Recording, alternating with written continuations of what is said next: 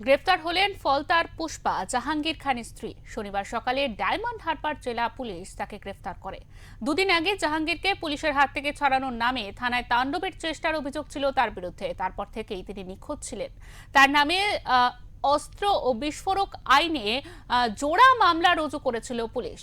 অভিযোগ, স্বামীকে থানা থেকে ছাড়িয়ে আনার চক্রান্তের নেতৃত্ব দিয়েছিলেন জাহাঙ্গীরের স্ত্রী রেজিনা বিবি। তার নেতৃত্বেই থানা ঘেরাও করা হয়েছিল, থানায় হামলার চেষ্টাও করা হয়েছিল।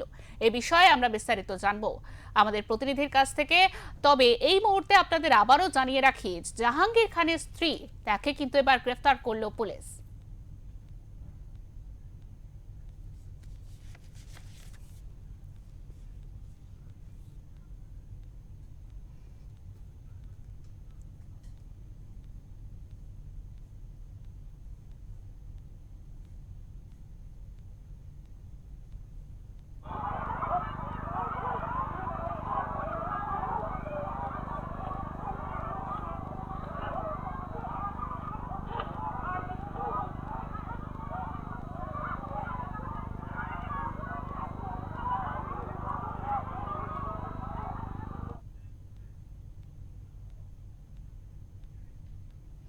আমাদের সঙ্গে এই মুহূর্তে টেলিফোন লাইনে রয়েছেন আমাদের প্রতিনিধি সঞ্জয় মাঝি। সঞ্জয়, জাহাঙ্গীরের স্ত্রী গ্রেফতার, তাকে গ্রেফতার করেছে ডায়মন্ড হারবার থানার পুলিশ। এ বিষয়ে বিস্তারিত কি খবর রয়েছে তোমার কাছে, শেষ আপডেট জানতে চাইবো।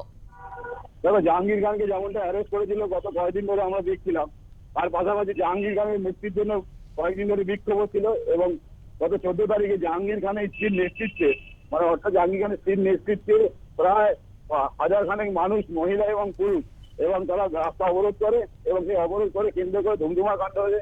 এমনকি পুলিশ লাঠিচার্জ করে এবং কেন্দ্র বাহিনী ছিল, এবং তারা লাস্টে বাধ্য হয়ে দেখা গেছে এবং তার ছত্রভঙ্গ করতে হয়।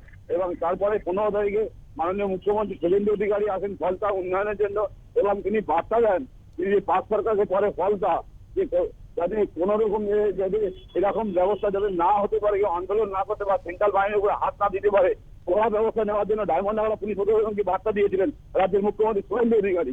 এবং তারই পাশাপাশি সেই প্রায় এই আন্দোলনের 25 জনকে ইতিমধ্যে আটক করা হয়। কিন্তু এই মূল কাণ্ডে ছিলেন জাহাঙ্গীর খানের স্ত্রী, অর্থাৎ এই জাহাঙ্গীর খানের স্ত্রীর নেতৃত্বেই সেদিন যে আন্দোলন করা হয়েছিল এবং সেন্ট্রাল বাহিনী এবং পুলিশের উপরে আক্রমণ করা হয়েছিল, তার কেন্দ্র করে সেই ঘটনা জাহাঙ্গীর খানকে গতকাল রাতে আটক করা হয়।